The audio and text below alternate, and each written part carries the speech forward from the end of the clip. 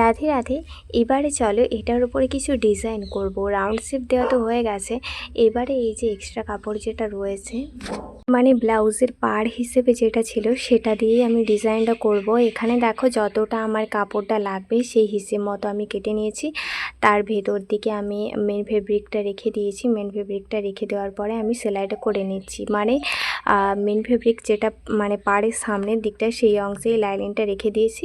তারপরে পুরো 4-5টা নয় 3 পাশ সেলাই করেছি, আর এক পাশ খোলা ছিল যেখান থেকে আমি এই অংশটা বের করে নিচ্ছি। তো বের করে নেওয়া হয়ে গেলে ভালো করে আমি এটাকে স্মুথ করে নেব, মানে একটু এঁকে বেঁকে রয়েছে সেটাকে আমাকে ঠিকঠাক করে নিতে হবে। এই যে সুন্দর করে স্মুথ করে নিয়েছি। এবারে দেখো এবারে 4-5টা আমি সেলাই করে নেব। সেলাই করা হয়ে গেছে। এবারে যেই অংশটা থেকে আমি ব্লাউজের হাতা বসাবো সেই অংশটাতে একটা দাগ নিয়ে দিলাম। এবারে দেখো আমি পিন দিয়ে ভালো করে সেট করে নিচ্ছি।